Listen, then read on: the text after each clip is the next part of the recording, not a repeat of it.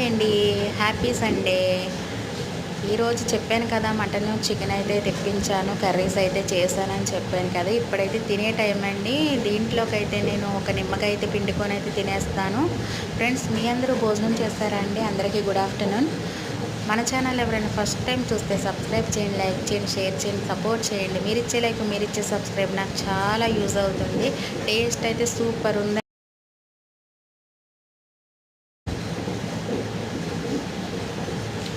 నేనైతే తింటూ ఎంజాయ్ చేసేస్తానండి. మీరు నా వీడియో నచ్చితే ఒక లైక్ ఇచ్చి ఒక సబ్స్క్రైబ్ అయితే చేయండి. అంతేనండి. బాయ్ అండి.